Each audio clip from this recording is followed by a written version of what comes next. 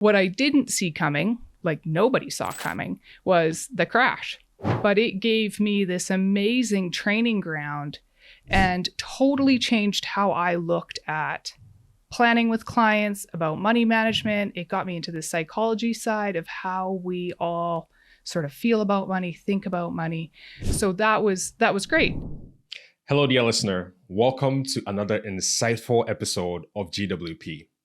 We're joined by the incredible Colleen Judd, a certified financial planner whose career blossomed amidst the chaos of the 2008 financial crisis. Want to know Colleen's favorite part of being a financial planner? The money psychology of couples. And that's what we discuss in this episode. This episode is your guide to navigating finances with your partner. We tackle the top 3 wealth building books. And spoiler alert, it's not just about numbers. We discuss needs versus wants versus savings. You know, the balancing act. Financial communication for couples. We dive into the number 1 tip for couples. And this one might surprise you. We discuss financial infidelity. You know, how to avoid this disaster. And keeping finances separate versus together. Should you? Celebrating wins, keeping track of your money goals, and enjoying the fruit of your labor with your partner. You ready? Let's jump in. How you doing, Colleen? Pretty good. Thanks. Yourself? I'm doing fantastic. Well, let's start with some gratitude because, man, I appreciate you coming out here. We're all the way in Alberta, Canada. And man, it is cold out here. I give you props from leaving beautiful, sunny, warm California to enter minus 40. Yeah. Hey, I think doing these episodes in person it brings a different spin. And, you know, I think it's really important that we're able to capture the best conversations for our audience, and also just building the relationship is really important. So I'm super excited to be here, and thank you so much for coming out. Hey, no problem. It's great. All right. So if you listen to GWP podcast, you know we've had Colleen on the podcast before. And the last time I had you on, I enjoyed our conversation so much. I think the last time we had you on, we had a great conversation, which, you know, we talked a lot about approaching that conversation with a certified financial planner. You've been in the industry for over a decade. And so your wealth of knowledge, the first time we had you on, I think people resonated with that a lot. And so we wanted to just double click on a few things. But, you know, for someone who maybe has not listened to that first episode or that first conversation that we had before, could you tell them a little bit about yourself? So I am a certified financial planner up in Alberta, Canada. So I got the great fortune of starting in this industry just right around the 2008 market correction, or the Great Correction, as we sort of know it now. And that gave me an insight that I didn't see coming out of school and getting into the financial industry. I started as a young person straight out of, you know, university. I was a lender first and liked the wealth management side more than I liked the lending side. What I didn't see coming, like nobody saw coming, was the crash. But it gave me this amazing training ground and totally changed how I looked at planning with clients, about money management. It got me into the psychology side of how we all sort of feel about money, think about money. So that was great. And I've then, you know, spent the last 10 plus years sort of doubling down on that knowledge and working with Canadian families and focusing primarily on the financial planning side of wealth management. Amazing. Thank you for that introduction. That was great. And so before the episode, I try to gather some questions from our audience and see, you know, what would someone want to ask a financial planner? That was one thing that we talked about in our first episode, sort of how should you approach that conversation? But I gathered some really interesting questions, and it would be great if you could answer some of those questions for us. Yeah, let's do it. Okay. So the first question is said, top 3 books to read on building wealth. So my first one is an old book, oldie but goodie. It's The Wealthy Barber. It's sort of the fundamentals 101 of wealth building. The other two that I like a lot are Psychology of Money by Morgan Housel, and he just came out with a new book that is also excellent. And then Atomic Habits. I actually find that Atomic Habits and the things that he talks about in that book has a lot of parallels to wealth building.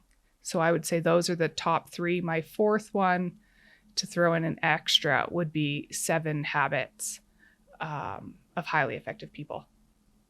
Amazing. So I think recently I put out some of the books I read last week, and I was just asking for some suggestions, and Atomic Habits was one of them. Fortunately, I've read that book, and it's amazing. I learned so much. I think there's a short YouTube video that was made about that book, which is really, really effective. Gives you a summary about what's in the book, and it also sort of puts everything in a visual for you, which is amazing. So thanks for sharing that one. Yeah. Definitely check that out. I'll make sure to include that in the show notes as well. That would be great. Okay, so the next question from our audience said, how to manage your needs, wants, and savings? Well, that's a good question. And that is probably the most ongoing battle we all have when it comes to anything we do, right? So I define building wealth or wealth to be the gap between what you earn and what you spend. So having worked with clients for a long time, I've seen people that, you can make $500,000 a year, but if you spend 505, you're not wealthy. Yeah. So that gap between, living on less than what you make is where the magic happens for wealth building. So to find that balance of managing your needs, wants, and savings, I always look at it as a hierarchy, right? So what do you need, really need? There's 2 levels of needs in my world anyways, or how I've always thought about it. There's the stuff that you actually need to function, right? Like you need somewhere to live. You need to be able to buy groceries. You need to be able to get to or from, employment, like basic needs, right? Let's hope we can all cover those first. And I think anybody from the financial planning space that tries to say that you should still be able to save, you have to be able to cover that first. Like, let's be realistic. If you are worried about making rent, that's a tough way to then start thinking about, well, how am I going to save for the holiday or my kids' education? So that's the first one. And then you've got the extra wants of do I get to buy the newest cell phone? Do I upgrade my laptop, right? Like those are different levels of wants. Once we get past there, it's what do you want to do in the future? And what are you willing to give up today for that thing in the future? So when COVID ended, my family and I got to go to Europe, or we decided to go spend a month in Italy. I have family there. What we gave up is my husband's truck is, 8 or 9 years old now. And I was driving a minivan that I hated with my whole heart, but they were both paid for in cash.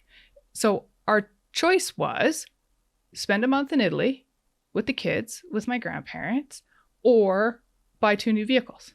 We wanted to go to Italy more than we wanted the new vehicles. So it's just a hierarchy. What are you willing to give up today for a thing that you want more in the future?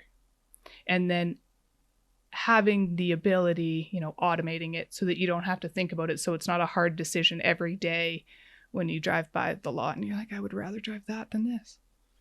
Yeah, no, that's a good point. And I love that you mentioned automating it, because I personally find that as the best way to save money. Because I mean, if you're gonna, rely on yourself to remember to always, put that $15 aside or put that $50 aside, it's gonna be really difficult for that to happen.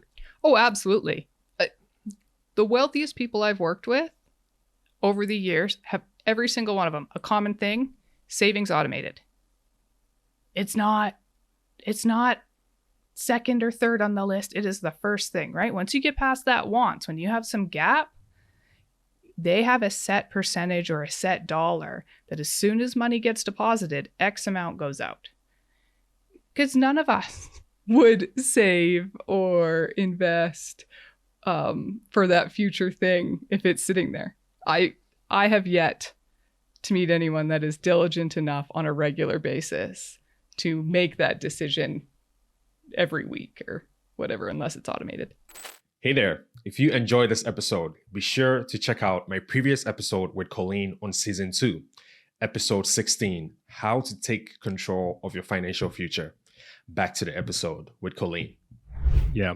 And while we're talking about this also, I think it's something important to bring up is, for example, you and your family deciding whether to go to, Italy for the vacation or to buy the car. A lot of times people might have different goals that they want to save for, right? For example, I want to go to Italy and I also want to have a car, a new car. And in that case, you might want to reach both goals, right? Mm-hmm. And, I love Reddit. So I go on Reddit and I read about these things. And one thing that I was reading about recently, I think this morning, was someone who struggling with saving money, and they seem to have different goals. And one of the suggestions someone in the community had was label your accounts, right? So, you can have the new car account, and then you can have the travel account, and automate the savings into these accounts. And once they hit the goal of what you're looking for, maybe it's $1,000 for the Italy trip, and then $1,500 for the new car. Once you hit these goals, you can go out and do these things. What's your take on sort of using that bucket approach? Oh, I love it. Even when I do planning with our clients, we name all the goals. So it's not even a retirement goal or a home buying goal, right? Like my goals say, so if you say, okay, I want to buy a house and I want to go to Hawaii. So the vacation goal is called Hawaii, and we put a date. So it's Hawaii, June 6th, 2024. And the house is, where do you want to live? What neighborhood? And that's what we call the goal. So it's easier. It feels more real, and it's harder to pull money out of it, like to dip from it. Because when you go to pull money from that savings account and it says Hawaii, June 6th, 2025, you're like, oh, do I want this other thing that bad? So I like that. I do it personally. I do it with my clients pretty consistently. The more specific you can make the goal, and the more specific you can make sort of the name of the account, you're going to have a better chance of, succeeding. Yeah. Awesome. And I think that also creates sort of like an emotional tie to the goal, right? Because emotions are so strong that sometimes just giving that emotional meaning to the goal might push you further than, you might be wanting to save $1,500, but because of that emotional tie that you might have to that car that you want, you might just end up saving $2,000. Oh, yes, absolutely. Right? Like it's like losing weight or going to the gym. If you say I want to lose, 25 pounds, that hits different for people than I want to be in size X because I'm going to be sitting on the beach in Hawaii, whatever, right? Wherever it is with my significant other, and I want them to think I look hot in a bathing suit. I'm going to be more apt to want to look good on the beach than just 25 pounds, right? Again, if we can put an emotional tie, a thing to it that means more to all of us, it just works better. Yeah. Amazing. Thanks for sharing that. Okay, let's move to our next question from our audience. So the next question is said, how to maintain your credit score? That's a good one. Yeah. This one might be, sorry for the American audience, which is the majority, if I get this a little bit wrong, because maybe credit works a little different in Canada than the US. The big ones are have, 1 or 2 lines on your credit bureau. So I guess step 1 is make sure you know what your credit score is. Make sure you know how to check it and know what it means. The other one is having no credit. So I know there are still lots of people that are like, you know what? I'm going to save by not getting a credit card. I'm going to have none. To most financial institutions, anyways, in Canada, the financial institutions up here, having no credit is just as scary to them as having bad credit. So it's sort of a necessary evil, unfortunately. But then the other big keys are you need to pay everything off in full every month. And if you're starting out, what I always have told my younger clients is get the credit card, put 1 tank of gas on it or something, doesn't matter. Pay it off as soon as you get home, because it doesn't matter how long you have credit on your credit card. It's just like you used it and you paid it off. That's what they're looking for, is a pattern of, did you use it? And then do you have the consistency to pay it off? Are you basically keeping your word that you made to us, credit card company, bank, whatever? That's all you're trying to do. So, pay it off every month. Only put 1 or 2 things on it. And then the old school way, sorry, I know I'm a little bit older than probably a lot of your audience, is we used to put it in a container in water and throw it in the freezer. That way, when you wanted to buy the thing, but this is like before you could put it on your Apple Wallet, you had to wait for it to thaw out. So you couldn't impulse buy anything because you're like, oh, stupid thing's in ice. Like, now I have to wait. And the bigger the ice bucket was usually, for bigger impulse control. But those are the keys, right? Just pay it off. It's old school. It's boring. It's nothing new or exciting. Pay it off every month. Always have 1. In Canada, it's usually better to have 2 things reporting all the time than it is to have 1. Which is sort of weird. But now, like up here anyways, your phone reports to your bureau, so that it makes it easier. Amazing. Thanks for sharing that. That's great. I think it's a little similar in the US. Someone asked me recently also, what's the best way to maintain your credit score? And sort of what I was telling them was try to have multiple credit cards, because I have about 3 credit cards myself. I have one that has a really high limit. And so that's sort of like my everyday card, has about like 15K on the limit. So that's like my everyday card. Never goes over 2K. That's my limit. Like once I hit 2K on that card, even though the limit is 15K, I panic. I'm like, all right, you're doing something wrong here. And then I have another credit card that was like my first ever credit card. It was kind of like a cash secured card. So I had to put cash down to get that credit. Because when I started, I had really bad credit. That credit card, I never closed it, but I have, for example, my Spotify subscription on there, which is like $16.99. It's automated, comes out every month from that card, but the payment on the card is also automated. I never really check that card, honestly, because I don't even use it. And then I have an Apple card, which I rarely use, but any subscriptions with Apple is also on that card. But those get reported every month, and that helps me build a pretty good, credit. So just to your point on that. Yeah. The only other thing that's an issue here is if you regularly go to the top of your credit card, even if you pay it off every month, they don't love it. And this is sort of splitting hairs, but they don't love it if you're in the top 20% on a regular basis. In terms of utilization, right? Utilization. Yeah. So if you've got that $10,000 credit card and you're always going to 9,000, even if you pay it off every month, that is sort of a half strike to the negative. So then I would just up it a little bit. Like if you're always going to put X amount of dollars, just make sure you got a little extra room on top. Yeah. Awesome. Thanks. Okay. So let's go to our next question. He said, or the person said, how to leverage social media presence into cash flow. I think this is a good one because, a lot of people on social media these days and trying to turn social media into some form of income.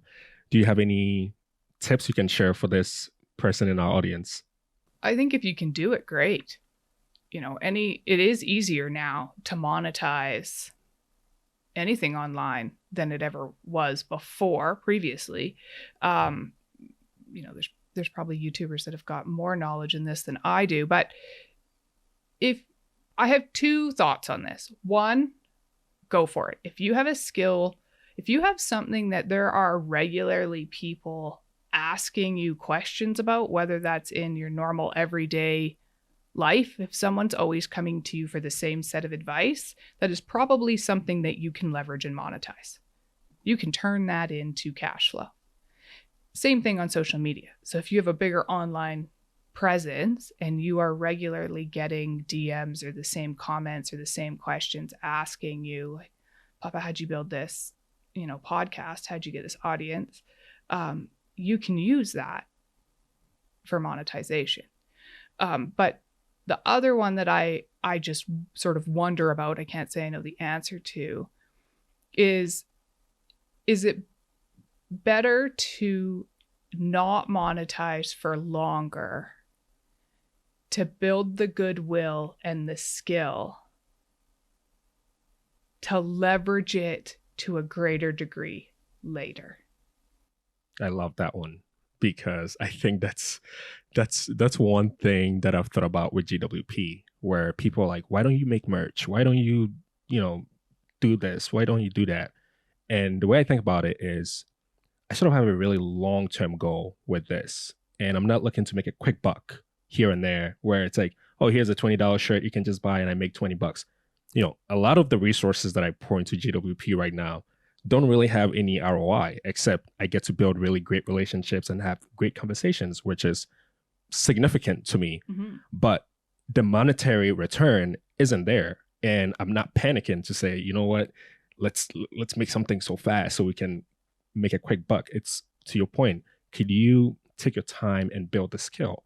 And another aspect too is the skill building, right?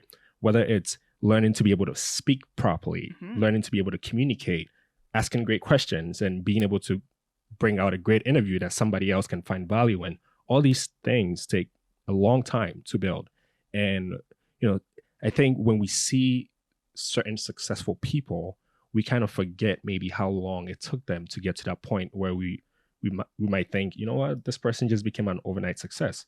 Whether they're a singer, a rapper, or a movie star, maybe they started acting when they were in kindergarten, right? Just playing, in some play or whatever, and then maybe they ended up on Broadway. But at that point, you probably didn't know about them, and then they blew up on the big screen, and you're like, oh my God, I can just be like this guy. I think that's one of the challenges with social media, right? Is we see the end result. We see after the 10 years of trial and error and the stuff that didn't work. And we see the end result that looks like it was overnight, but to your point, maybe they've been writing in a journal or been writing a blog that nobody knew anything about on a totally different topic for a decade. And then they switched gears and turned it into audio and blew up on TikTok, right? We didn't see the 10 years where when they started out, it was like, that was bad. Because we're all bad at it the first time, right? Like that's just how we learn. Yeah. The first crack at anything is usually not great. So I think especially, when you're younger, the longer you can learn and hone skills, especially with social media now, if you have any kind of presence where people are asking you questions and talking to you, you're going to get a different kind of an ROI, which is knowledge and access to people that if you monetized it, you may not get to build that relationship with if you try and cash it in too quick, right? I don't know. I'd probably wait. Yeah. Awesome. That's great. So that wraps up the questions our audience had.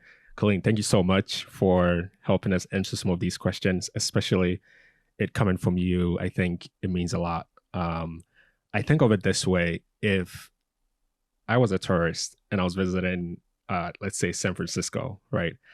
I wouldn't ask another tourist for directions to get to where I'm looking for, right? I kind of want to make sure I don't get lost, And so on this journey of trying to build wealth, I think getting directions from the right people becomes really important, especially, certified financial planner like you, so much experience in the industry.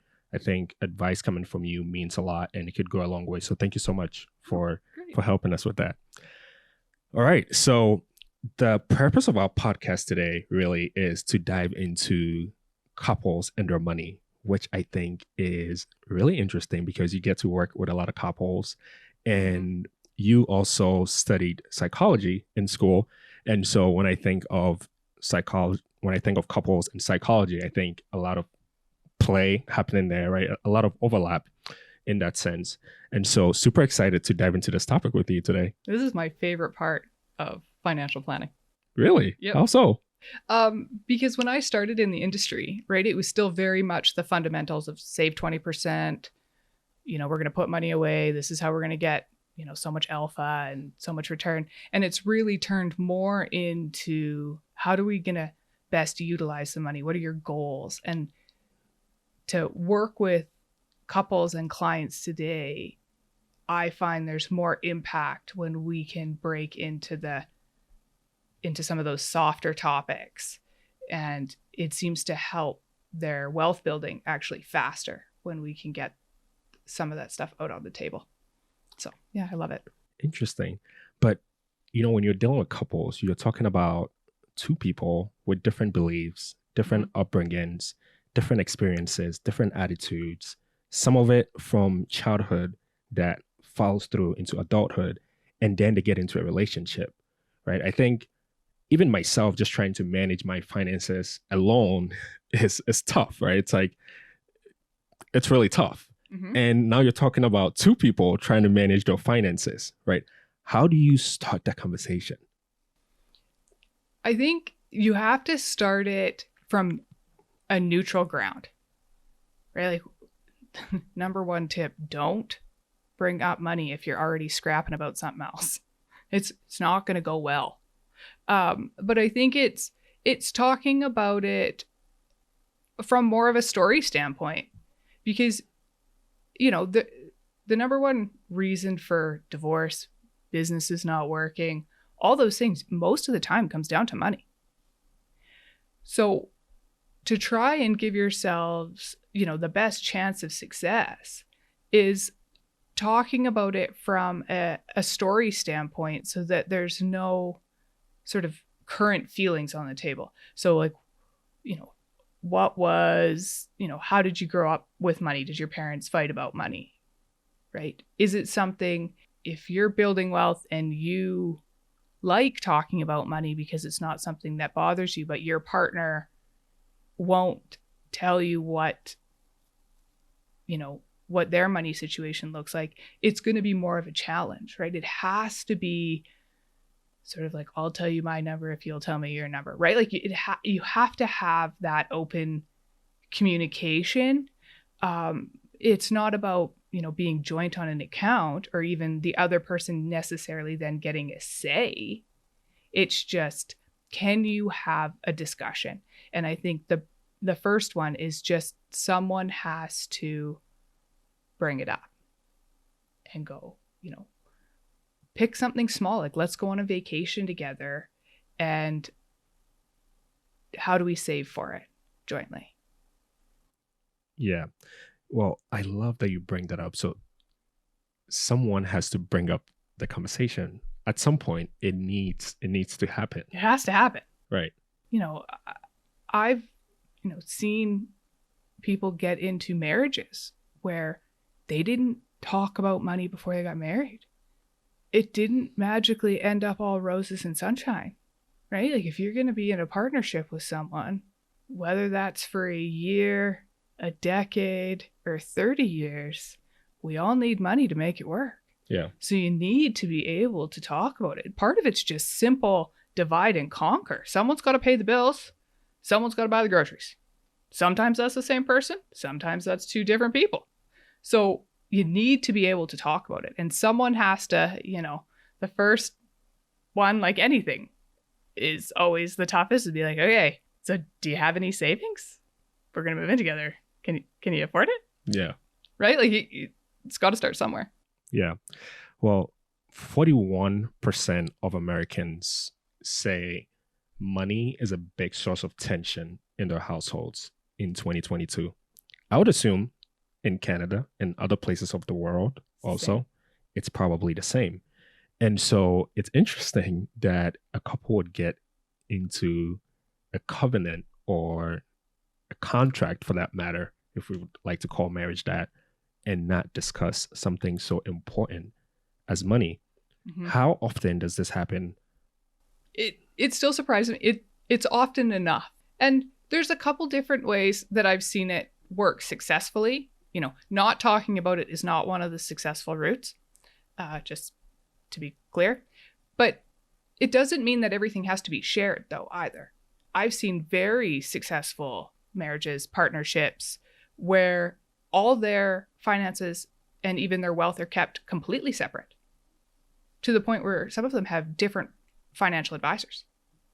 And that's fine, but they still have a shared vision of what they want their today and their future to look like. They don't necessarily have access to each other's bank accounts, like they don't have a joint account, but they have a shared vision. So it's not that everything has to be one, because for some people that feels like a real loss of control. But it does have to be, there has to be some sort of shared vision of the future. Amazing. And what about, let's talk to the newlyweds, people that are just getting married, right? Or people that are planning to get married very soon. Mm-hmm. How should they approach this conversation also? Honestly, have a date night. And whether that's at your kitchen table because you don't want to talk about it at a restaurant, or at the restaurant, doesn't matter. Have a shot and lay it out. Because each person is going to view money differently. And that's not a bad thing. But you have to know, right? Because, and it's a lot of it comes down to, especially now, so many of us are entering, significant relationships in that next stage of our life, and they're carrying huge amounts of student debt. That's where I see the fights come up, is someone didn't tell someone that they have, $40,000 in student loan debt. Don't hide debt. It's not too often people are hiding the assets, going like, I didn't want to tell them I have savings. It's more on the debt side. So just knowing that it's a thing that exists. The other one is it has no moral value. So that's really important when I'm talking to, and it doesn't really matter the age group, of going, money is not good or bad. It is a tool that we all need to live life. So having debt or not having debt is neither good nor bad. It's just being upfront and honest and transparent about it. So I would always start with, before you're going to make a really significant commitment to somebody, you need to have at least a basic, if not a very good understanding of each other's financial picture. And now, the one thing. Imagine you and your partner are like individual kitchens. You have your own ingredients. Let's just call that your incomes. Recipes, let's call that your spending habits. And your specialties, we'll call that your financial strengths that you each possess. Now, merging finances is like combining these two kitchens, but there are pros and cons. Let's dive into them. Number one, you can share your resources and end up with one big kitchen, which is your joint income to buy in bulk and afford bigger expenses. And also avoid waste, such as duplicate subscriptions. Look, maybe you're great at meal planning, which is like budgeting, while your partner excels at baking, which is like savings for the goals. Combining your kitchens leverages both strengths. Now, while combined resources can explore financial possibilities, you can also afford bigger expenses like vacations and investments, some things that you couldn't possibly do before. But what are the cons? There's a loss of flavor, right? You miss your freedom to experiment your own ingredients. You miss your own personal spending habits, but you can compromise, right? And your spending habits can change a little bit. You could also have clashing culinary styles, which can lead to big arguments. Like, do you always need the fancy olive oil or the expensive subscription? Or is the store brand enough? Finally, The cleaning duty dilemma, right? Who is responsible for cleaning and managing the finances now that it's one big kitchen? Well, that's where the communication pieces that I discuss with Colleen in this episode can be helpful. Now, back to the episode with Colleen. 100%. And also, the individual money mindset. I think that's something that you were hinting on. So, thinking of money mindset, right? So there's the spenders, right? Who they enjoy spending money freely or impulsively. They enjoy spending money. There's the savers who believe in cutting cost and also saving. There's the amassers who they believe it's a little different from savings, right? But they kind of see the bigger picture. They want to build wealth. And then there's also the avoiders, right? People that they don't want to talk about money at all. It's like hands-off approach towards money. Yeah. So for newlyweds, how should they sort of bring their finances together? Should they even bring it together? Or especially if your individual money personalities are different? Because sometimes, opposites are going to attract, which might work out. Yep. And if it's a positive, an avoider and an avoider, that might be a calamity there. And so how should young adults or newlyweds approach this surface?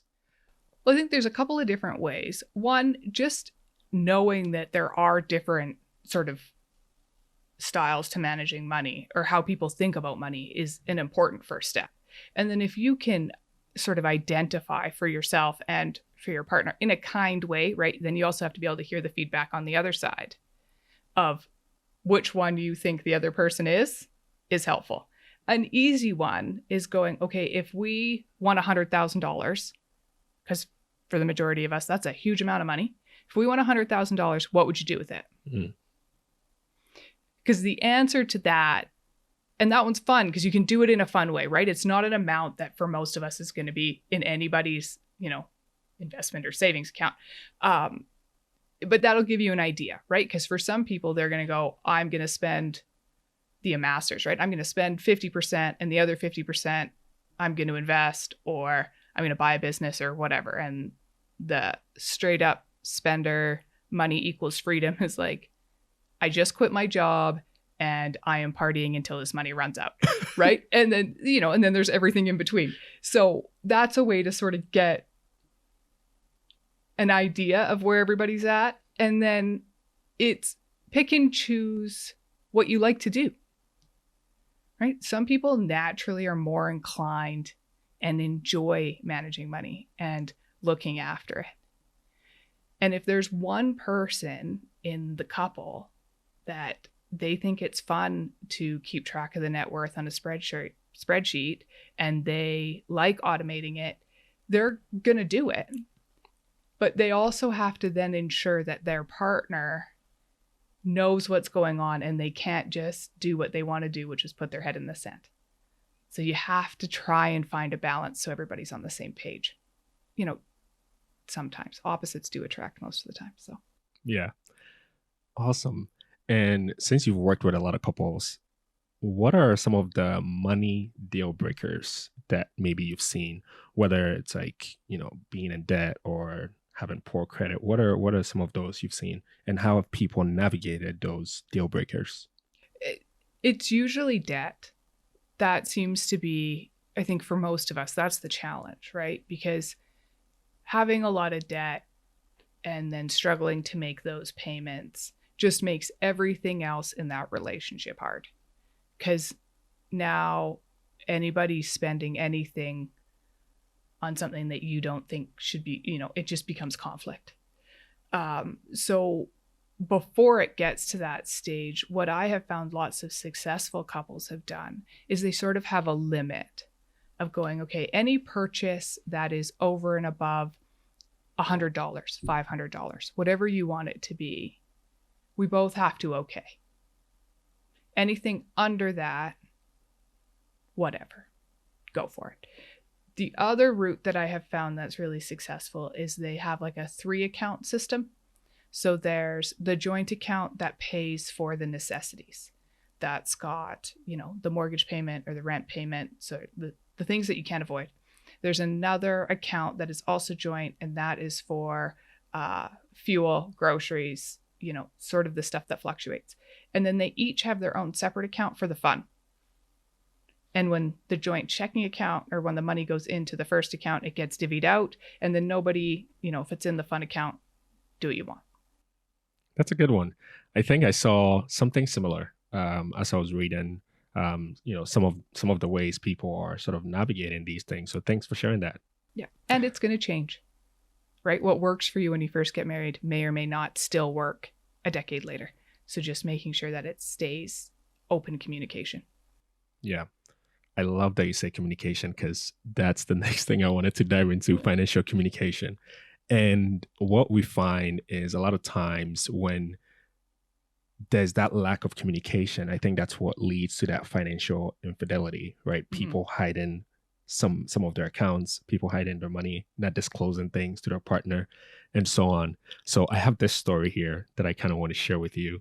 I'm going to try to read the story. It's kind of hopefully not too long, but it's really interesting, and I would like to get your take on this. Sure. I picked this up from a Reddit community. Interesting here.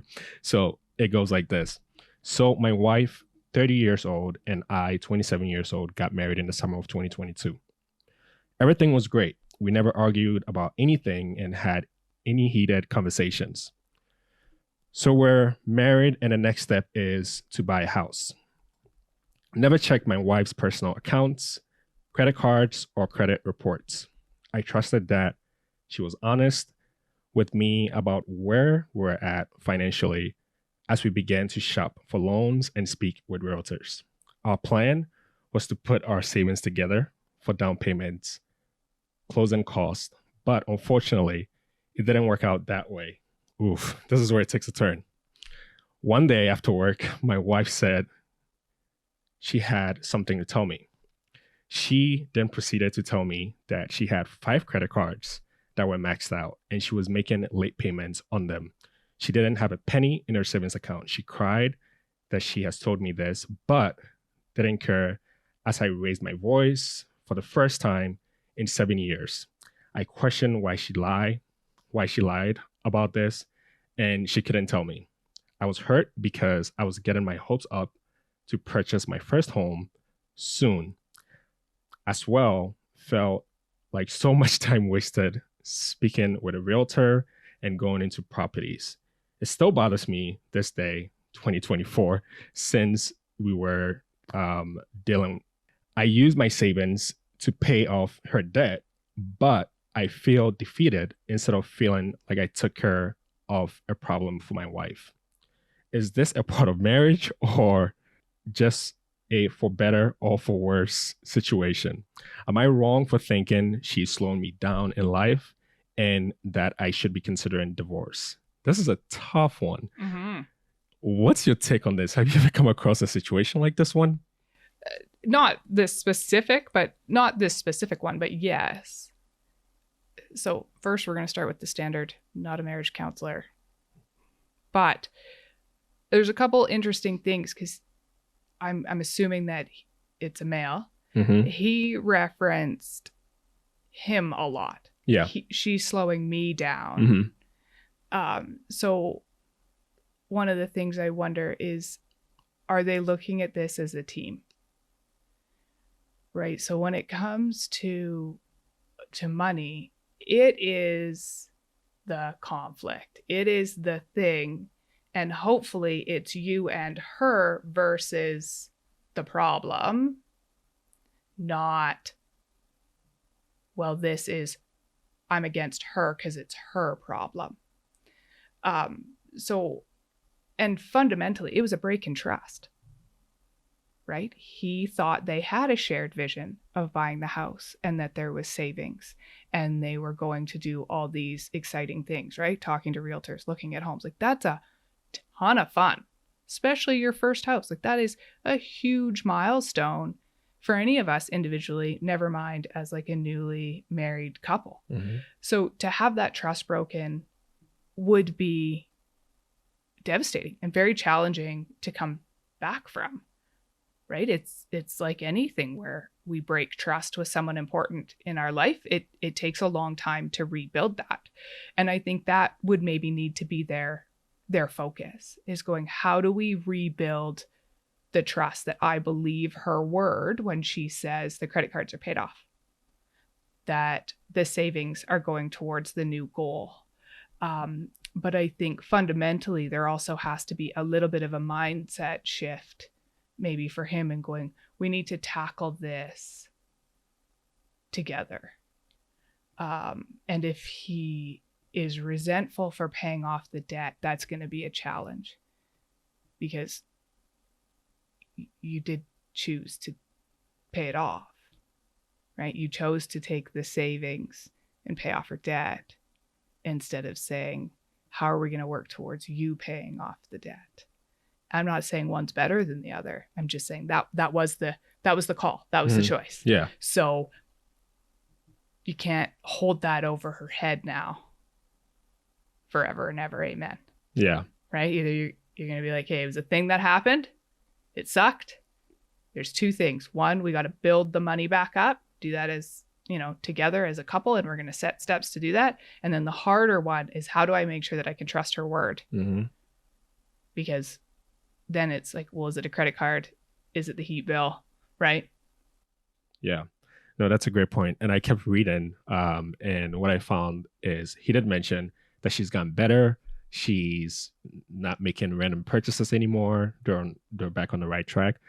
But I think that brings us back to one of the things that we talked about, right? That 41% of Americans and most places in the world will probably relate that money is a source of tension, right? And I think that communication piece not being there adds even more tension to this, right? Oh, yeah. Because I think this is a perfect example of not having that open communication, that financial infidelity, which can lead down it can lead down a bad path really quick. Plus, all of us, right? We don't want to disappoint or upset our spouse, our partner. We don't want to tell our new boyfriend or girlfriend that, we've been going out for a little while and they think we're super successful, and, quietly I'm hiding $20,000 in credit card debt. That's a sucky thing to have to bring up. I get it, but it has to be done. And success is making, talking about money and the communication about money just something that happens all the time, right? It shouldn't have to be an event when you're in something serious, right? Like if this is someone that you're going to be building a life with, if you can't talk about the credit card bill like you talk about the grocery list, you need to work on that, because it should have the same level of brevity. It's like, so did you pay the light bill? Mm-hmm. Okay, cool. So do we have peanut butter, eggs? Like it shouldn't feel different. Yeah. It should feel the same. Yeah. And I think one of the things we were talking about earlier is there's this sort of negative or dark cloud that we put on personal finance. I don't know if it's because we call it personal, so that makes it feel like, oh my God, like we shouldn't be talking about this. But the fact that could hinder the progress of, what might be a successful relationship is really important, that people have these open dialogues about finances, especially when they're in a relationship and they might have these joint goals and, they want to buy the first house together. Amazing. Why not? Right? Let's do it. But if there's that financial infidelity, I think that's tough. It's tough, right? Like, money doesn't make you happier, but it sure makes life easier, right? Like let's not pretend that a certain level of income and wealth just gets you to a spot where you're comfortable, right? Like there's a noticeable change when a couple goes from like grinding it out, start of their career, like, okay, so if we move here, like we can do it, but we can only go out like once a week, to a stage where you're like, we can eat out essentially whenever we want. We have consistency, we have certainty in our income, right? So getting from that first level of like, we're starting out, we're making it work, we're grinding, We're doing all the things to get to the places. That is when open and clear communication is super key. Because if one person wants to build a real estate enterprise and they want to have, 5 buildings by the time they're 40, just pick something random. And the other person wants to go to Hawaii every year, you're going to different ways of managing income as you grow in your career, in your profession, as you start to earn and make more money. So you have to have that central vision for what you want your lives to look like. It's not that you can't have different goals, but there has to be some unity in what wealth means and what success looks like and how you're going to get there. Because if one person's driving to California and the other one's driving to Alaska, it's tough to be on the same page. Yeah, no, that's a great point. And something comes into mind. I'm thinking about financial values, because I feel like values sometimes helps to make decision making much easier and also a little feasible for two people to get along, right? Because if you can agree on what your financial values are, I think it cuts out a lot of these financial infidelities and not being on the same page and so on.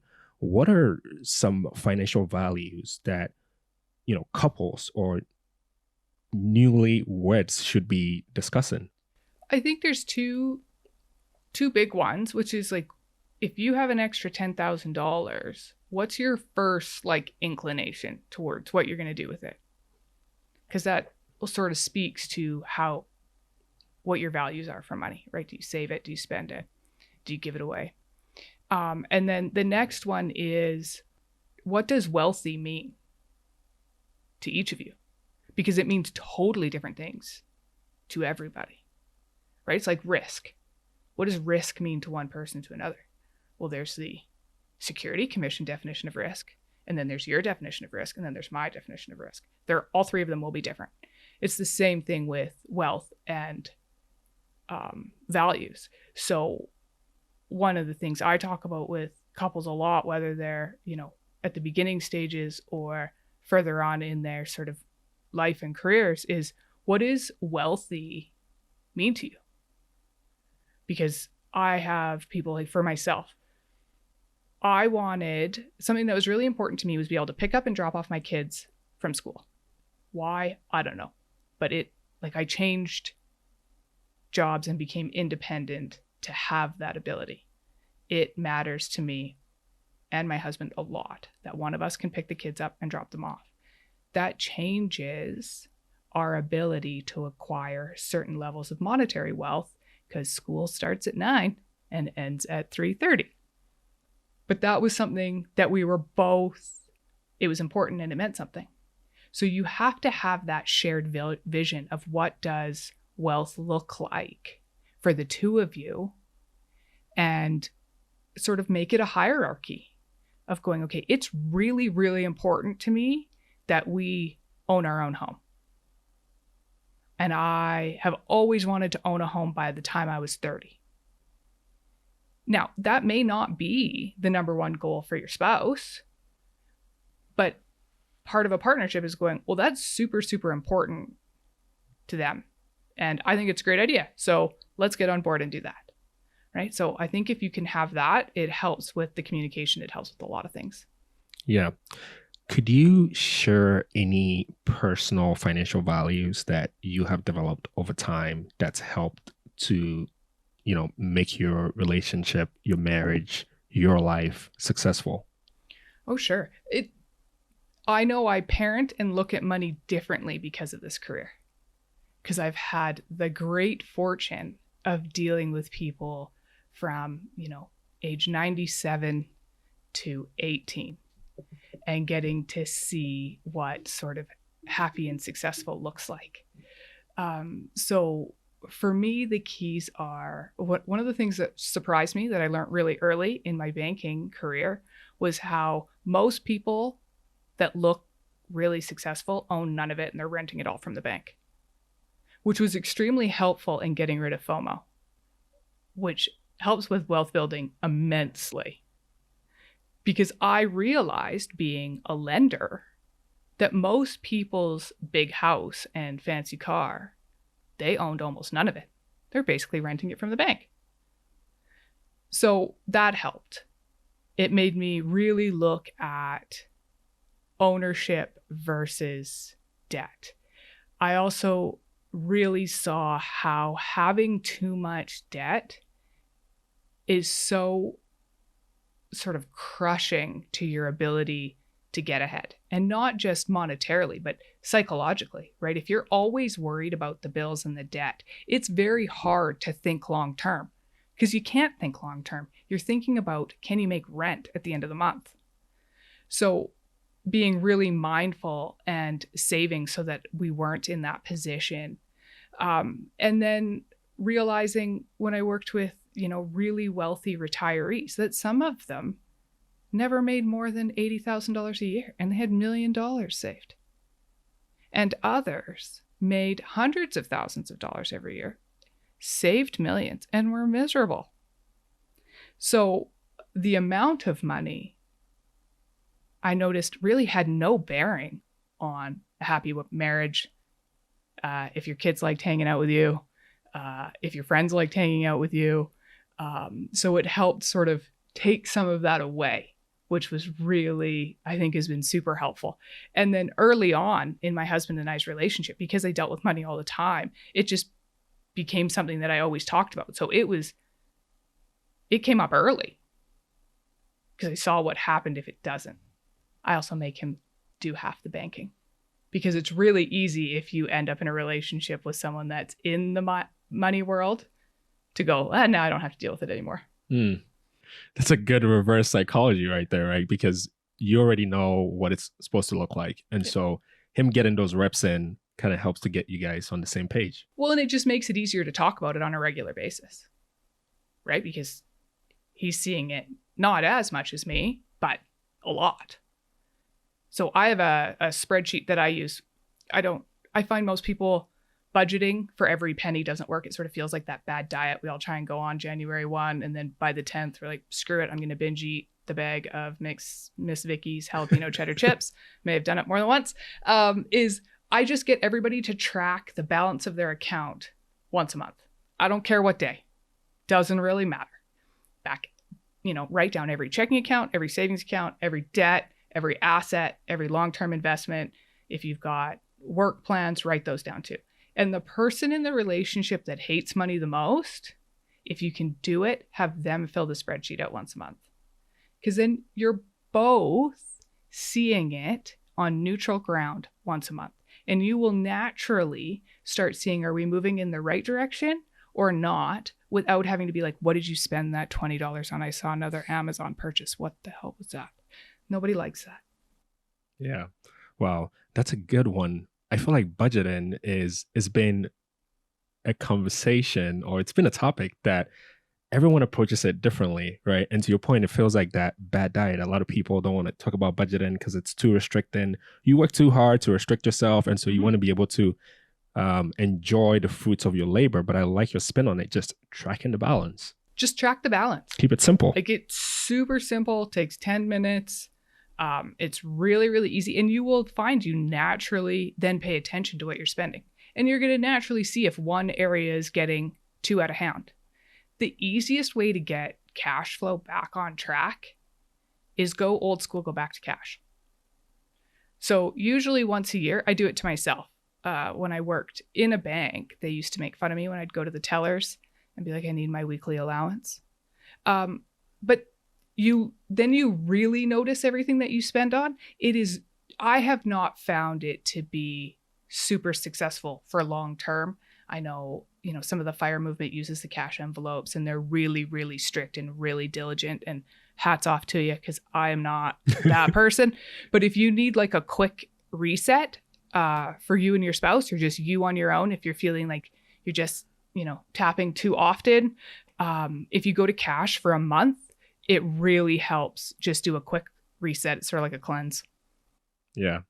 No, that's amazing. Thanks for sharing that. That really helps, especially that coming from you also. I mean, again, if you're a tourist, you're not getting directions from a tourist. You want to get the directions from someone that can get you there. And getting this information from you as a certified financial planner means so much. So thank you again for sharing all this insightful knowledge. You're welcome. And honestly, the simpler it sounds, usually the harder it is to do, but the most effective.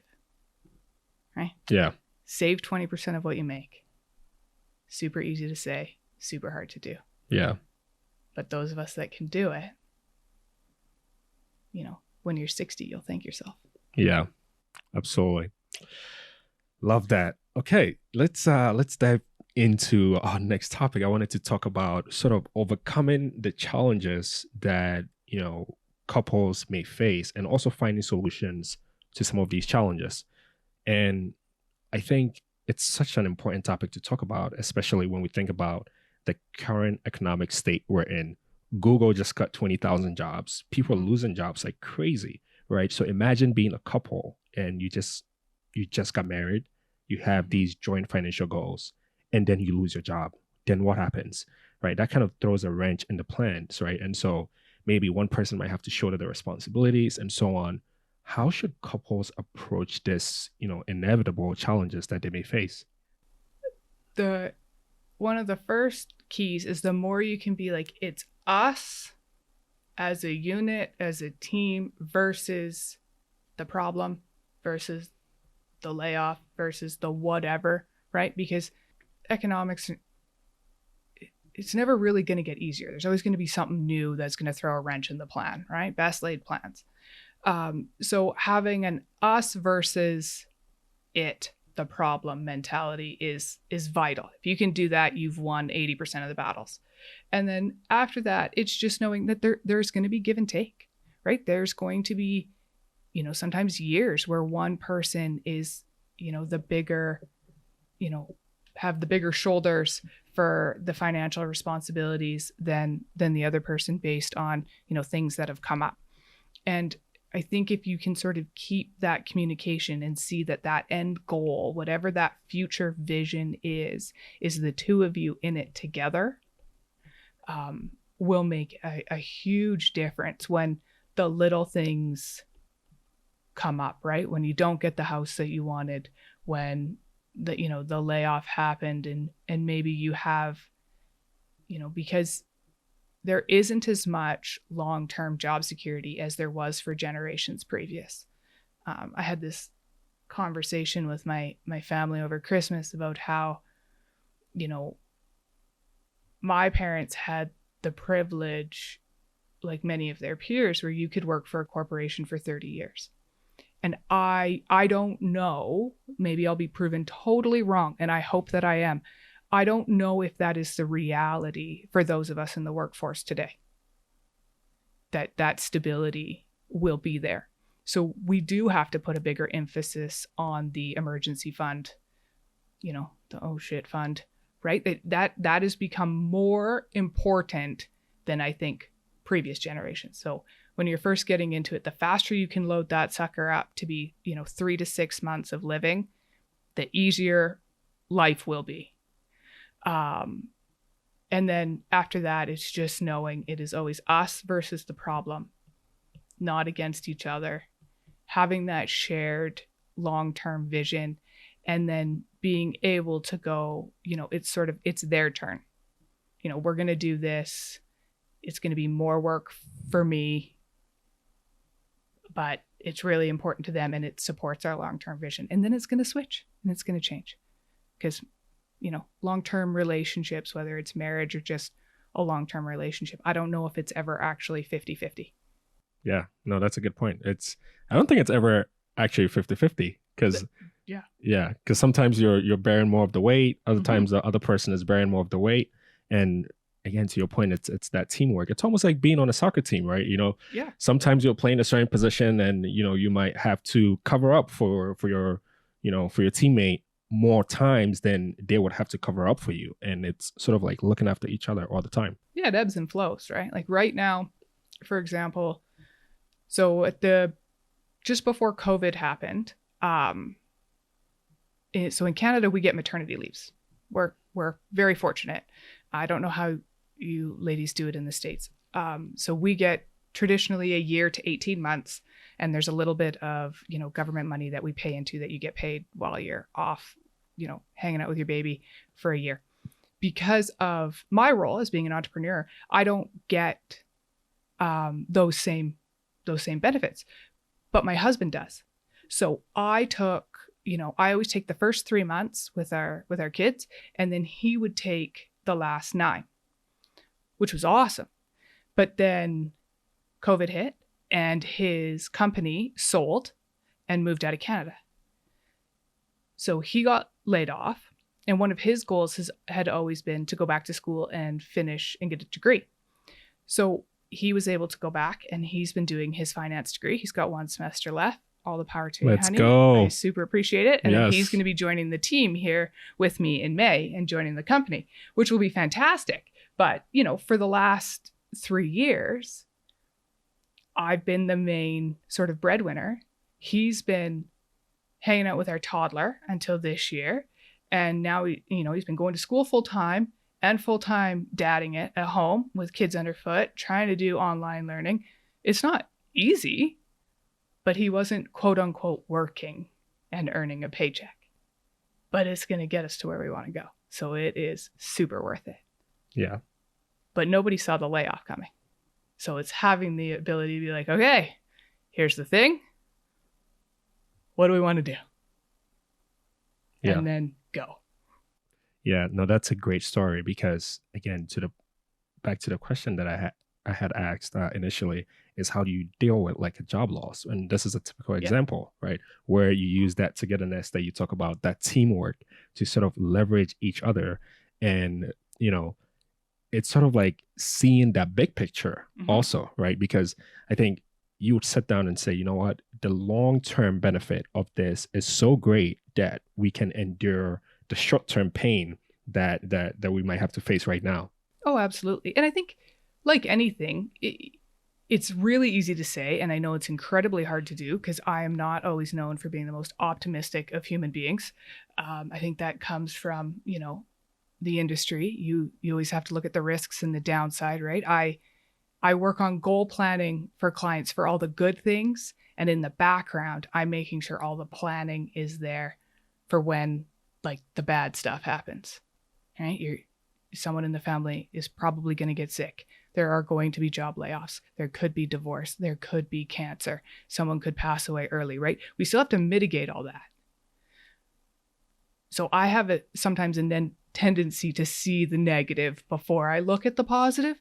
Tony, thankfully, is more positive than negative. So that's a good balance to have. But it's going, assume the worst case scenario. Assume that in the couple, at some point, one of you is going to get fired, laid off. Just say it's going to happen. How do you make sure that that doesn't mean you lose the house? And if you start there while everything's good, then if it never happens, winning. And if it does, you already have a nest egg or a plan. Amazing. Shout out to Tony getting that degree. Let's get it. Let's get it. Doing a CFA course this year or this semester. Wow. I give him all the props in the world. That's amazing. That's amazing. Congrats, because it's halfway there. So You guys keep that up. Oh man. So one thing that you talked about is having that when shit hits the fan fund, right? That emergency fund, which is really important.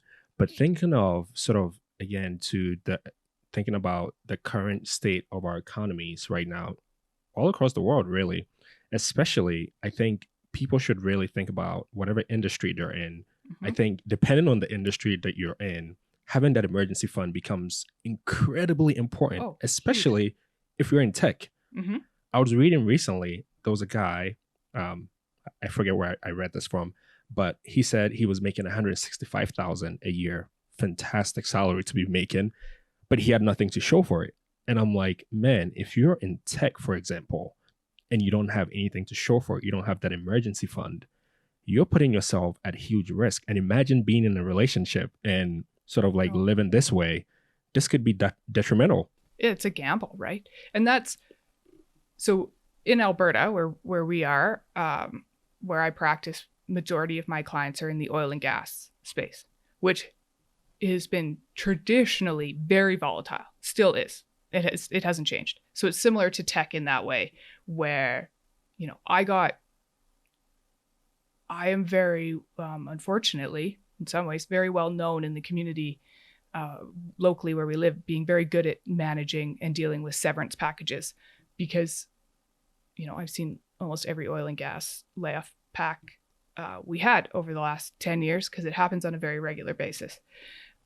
So when you're in an industry that is known for, when things are good, they're great, and you can double down and just go hard and all in, but they usually then come with some real lean times. So if you're in an industry like that, it is even more important that you live below what you make. You have to, as early on as you possibly can, start making that wedge between what enters the checking account and how much leaves every month.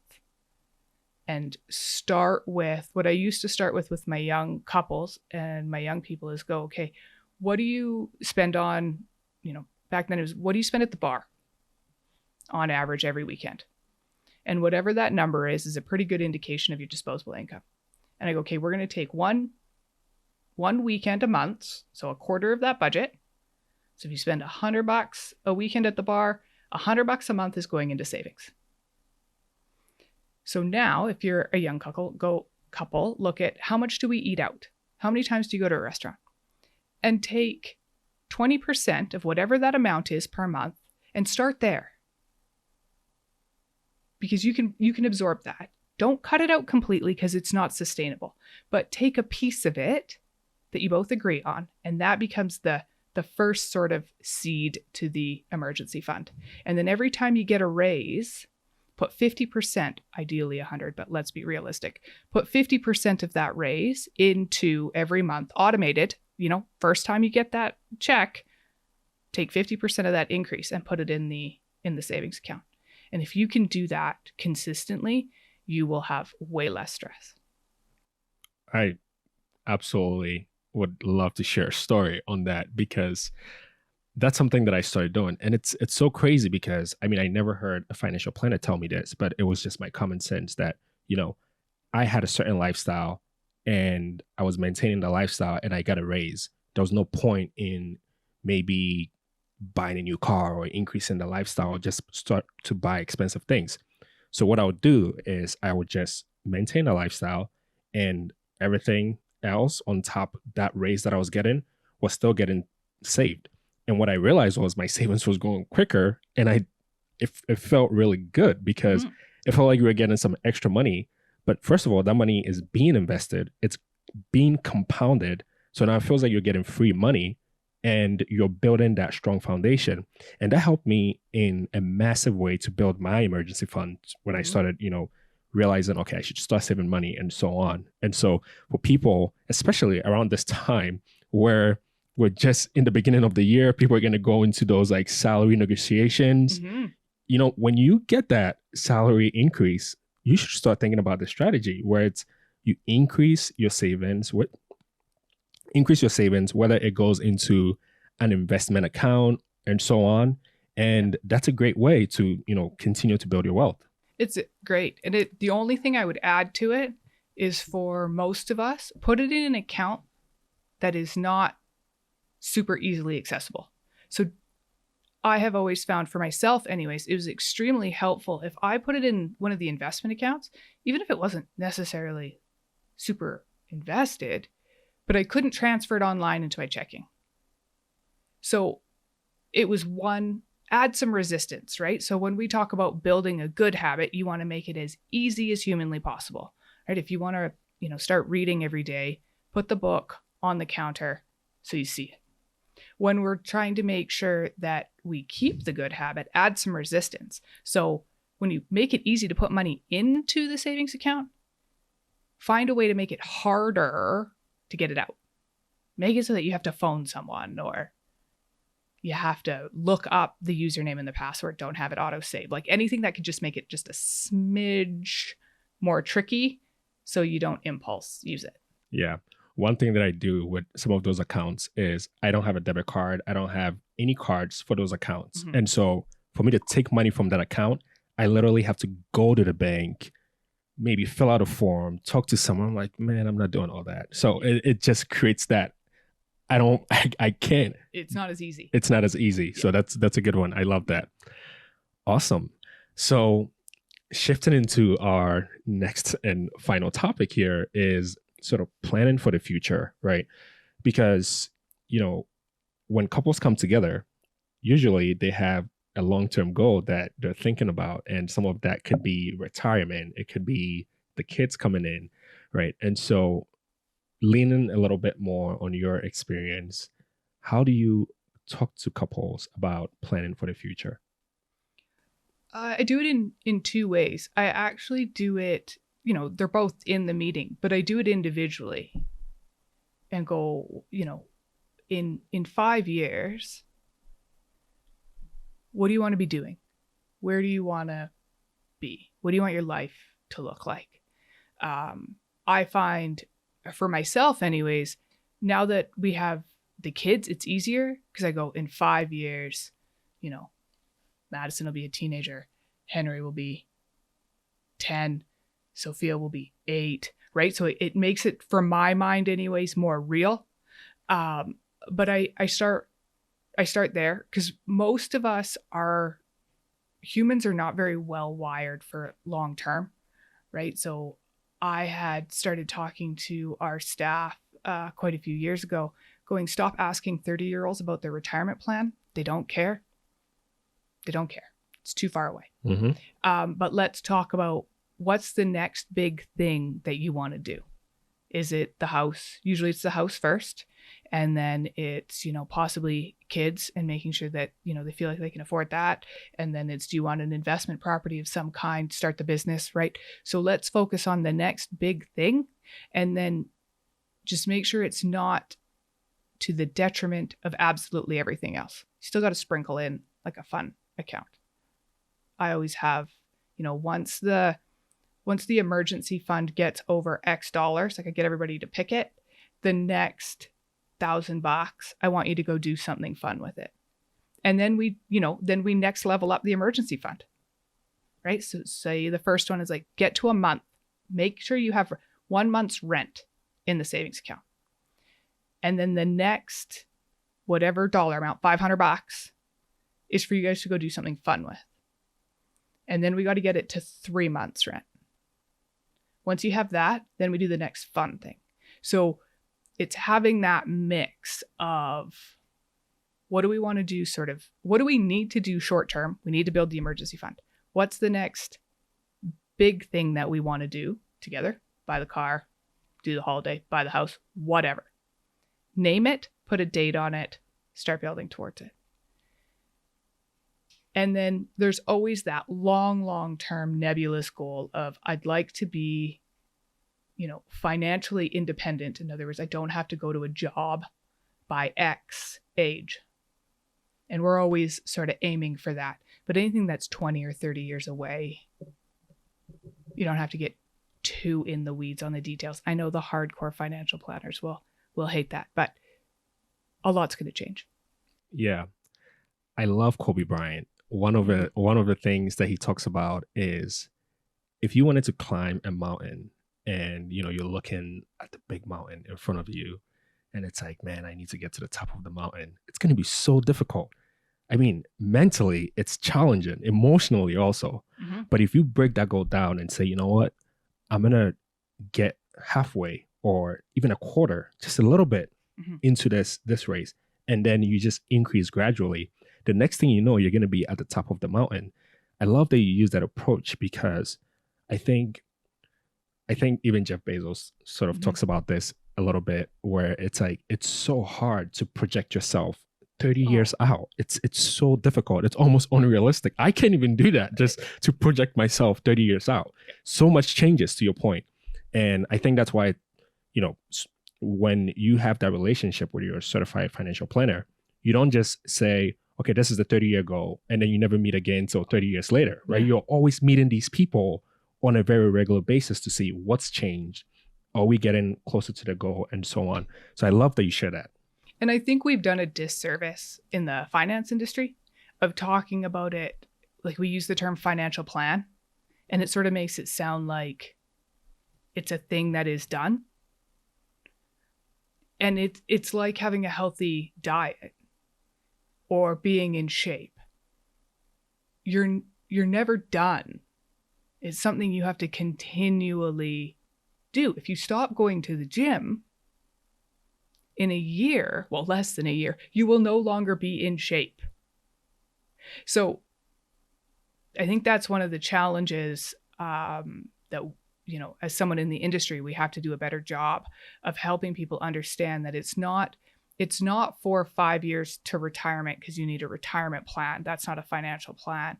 It's all of these things. It's an ongoing process, which can feel really overwhelming, but it's almost gamifying it. Like, I like to, for me, and I found for lots of my clients, it's fun to make it almost have like levels, or like, okay, so we got here, celebrate it. You saved that, or you paid off that credit card. The other big tip that I have found extremely helpful for people is if you have, say, a car payment and a mortgage payment, and you pay off the car, put that car payment immediately somewhere else. Either add it on to the mortgage, which I know is more of a Canadian thing, just the way our mortgages are structured, but put it somewhere. Because if you put it into your disposable income and spend it, right, like the raise, it is very challenging to find that space in your budget again later. Yeah. Amazing. And how important is it to celebrate those small wins? Like, when you hit those levels, how important is it to celebrate those wins? It's everything. It's everything. Because one of the things that's so different for us now, like, the younger generations, is I do all my financial planning now to minimum age 95. For your group, your generation and younger, it's going to have to be over 100, right? Like, the chances, the fastest growing population are centurions. So, my grandparents, their average age was in their 70s. So retirement planning was much easier when you retired at 65 and your life expectancy was 80. Yeah. Now, if you still want to have that traditional retirement date of 60 to 65, but now you're you have to have enough money saved to age 100 plus. That's a different game. That's tough. That's not the same. So retirement has changed. I have found most people don't actually want to do that traditional retirement anymore. So it's coming up with that juggle of going, okay, we hit the goal, we did the thing. Now, at the beginning, when you're starting to save, especially if you came from a background where having extra money was not something that you had around you a lot, right? Growing up, it was not that it was necessarily bad. It just, that wasn't something that happened. Building that sort of reward for yourself is really important, to have that loop of going, I said I was going to do a thing. I did a thing. Let's acknowledge that we did the thing. I don't care how big it is. Like Tony and I's celebration, when we first got married, we also, sold 2 houses, bought the acreage, started building. It was a crazy 18 months. Our first sort of wedding anniversary, the first Mother's Day, the first everything, we were in the midst of moving and it was chaos. So our celebration ended up being a freezer pizza and Prosecco. And now, 8 years later, it's settled down, things are easier. But every one of our celebrations is now always the same. It is a freezer pizza and like a $9 bottle of Prosecco. And I love it. So the celebration for the thing doesn't need to be thousands of dollars. Yeah. It just needs to be something to acknowledge that it happened. I saw on Instagram, there's a couple that they write all their goals on like champagne bottles. And then once they reach it, they open the bottle. That's beautiful. And you can do that with anything, right? Whatever your thing is, like for the two of you, and I love it. I think it's a great idea. Yeah. Wow, Colleen, this has been such a wonderful conversation. Is there anything you wanted to share today that we haven't talked about yet that you'd like to share with our audience? That when you're starting out and building the wealth and, getting going, the beginning's always the hardest. I think that's the thing that I think when you listen to podcasts and you watch the YouTube videos and you see the stuff on Instagram, we're seeing people that are, 15, 20 steps ahead. And I know it's getting talked about more, which is great. But the only person that hopefully you compare yourself to is the person you were yesterday, because that's the only fair comparison.